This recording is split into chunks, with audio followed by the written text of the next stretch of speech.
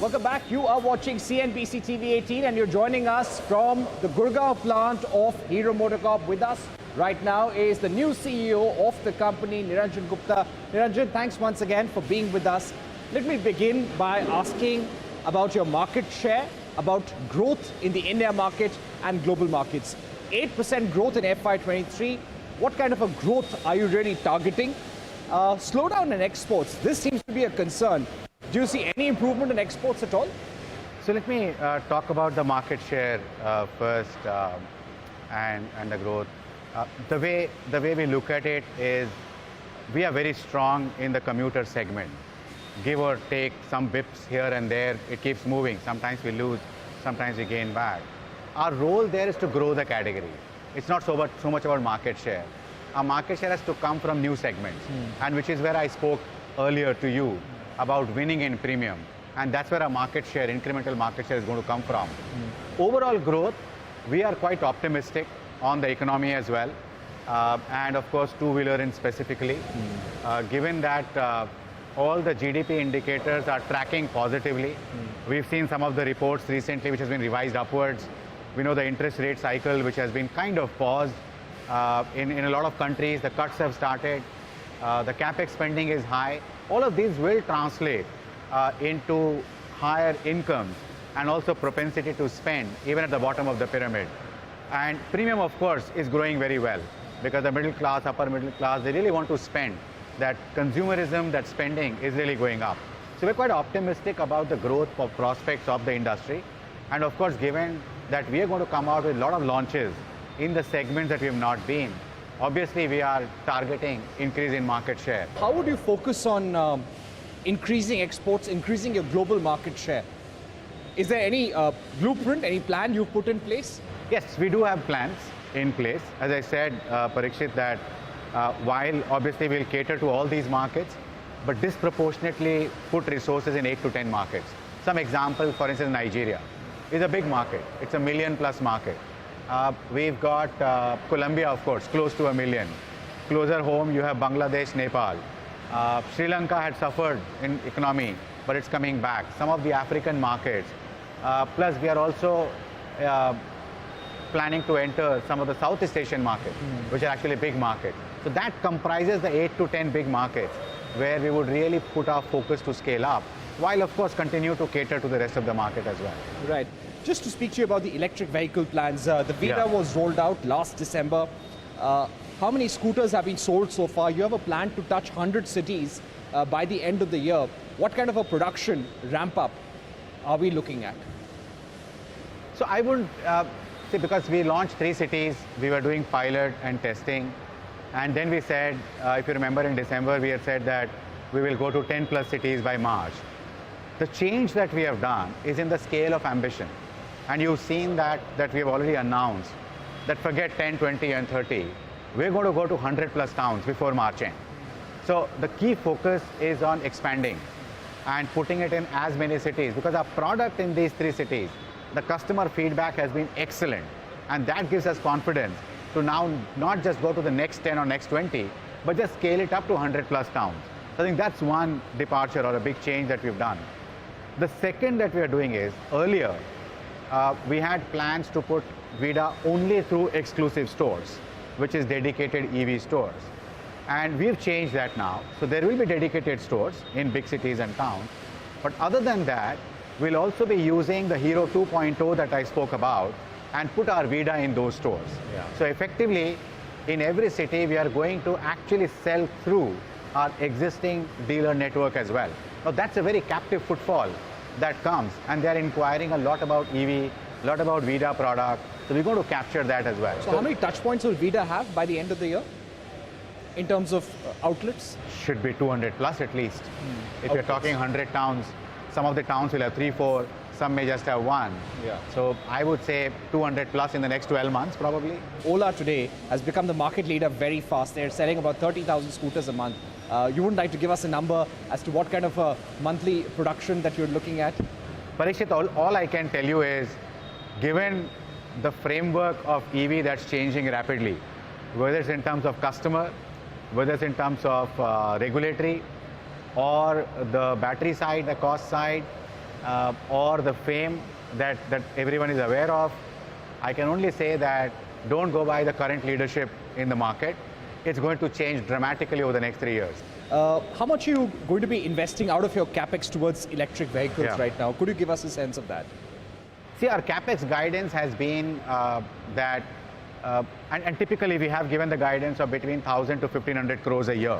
That's the range of capex guidance, and we do generate cash profit sufficient enough. Our working capital is not a cash guzzler, but cash positive. So the more we grow, the more working capital releases cash because we operate on negative working capital through our efficiency of supply chain. Now that means that we've got enough cash to put behind capital, but 1,000 to 1,500 crores because we don't need to invest now anymore behind ICE capacities. As you know, we are well invested there. So therefore, more and more investment out of this pie will be towards an EV and premium. So out therefore, of this they get a total higher, 1,500 higher crores, shares. majority would go towards EV EVs. and premium, absolutely. Okay. Will VIDA remain a brand under Hero MotoCorp, or would you want to set up a separate company with a separate CEO? Maybe sell a stake to a PE investor, an IPO in future? So Parikshit, we keep, as a company, we keep evaluating all the options.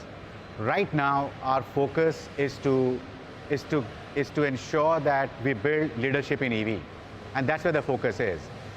I think then creating shareholder value from that through corporate structuring, through hiving off, can always be done, whether it's now or later.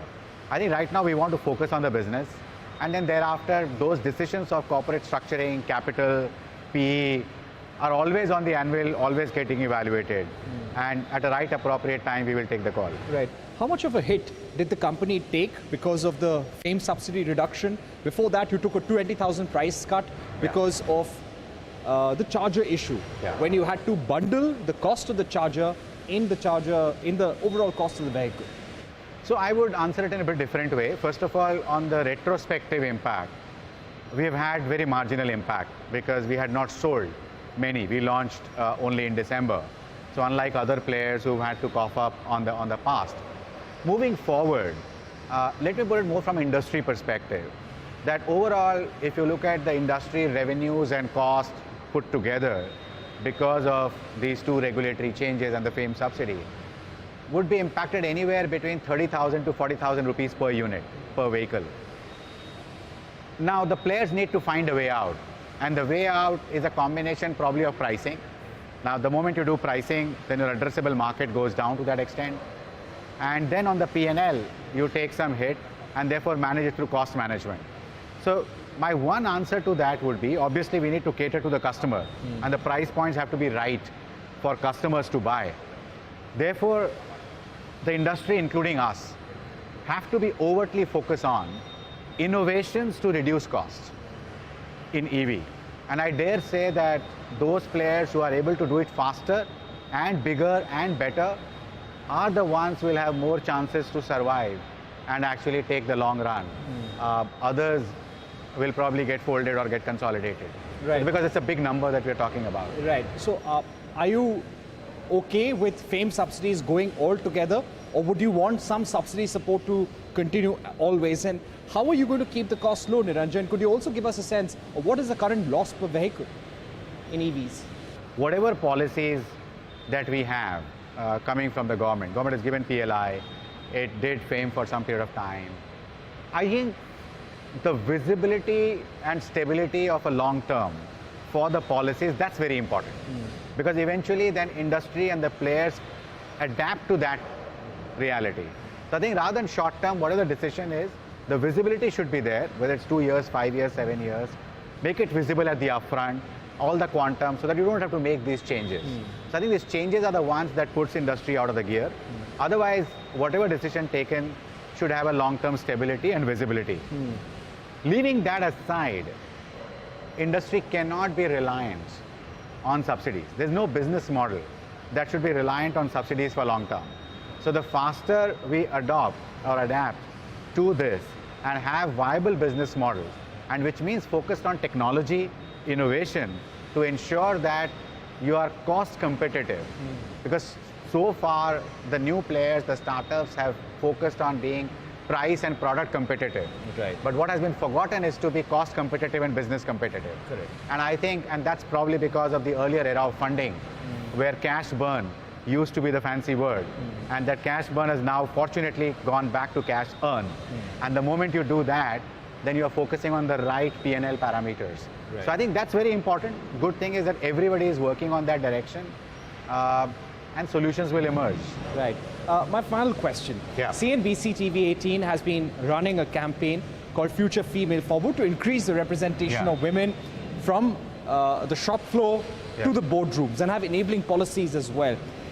As part of your new role, do you also have a mandate to increase women participation across the workforce from the factory floor all the way to the boardroom, somehow to ensure that with enabling policies? Parikshit, thanks for asking that question. And it's not a mandate because D&I is very close to my heart. It's my personal priority as well.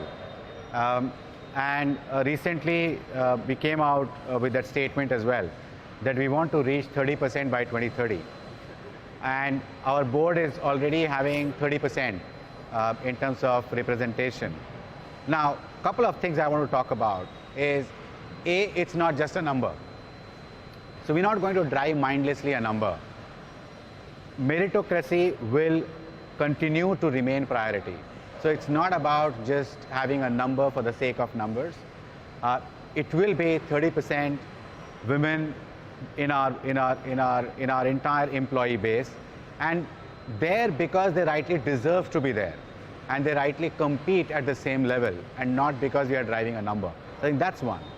Second, I'm going to focus on wider definition of diversity. So not just gender diversity. Of course, there is that one number because we are today as 10%. And we need to over-index that to ensure that we have the right gender balance in our company. And we all know that once you have the right gender balance, in society, you've got 50-50. Correct. In education colleges, now you've got 40-60 or 50-50. You see the results of class 10, 12, CA, MBA. You see all of that. So there's no reason why we can't have the fair balance in our company, and that's the purpose. But it will be wider diversity of thoughts, opinions, on the table, of backgrounds, of countries. So all kinds of diversity we will embrace. So it will be a D&I in true sense, and not just gender diversity. All right, Niranjan, thank you so much for joining us here on CNBC TV 18 for your first interview, giving us your outlook on what the board expects from you in order to drive Hero MotoCorp in the electric era, drive growth in global markets, and also drive premiumization as well. Thanks once again. Thanks, Parikshit. It was really delighted. Wonderful talking to you. Thanks. Wonderful talking to you.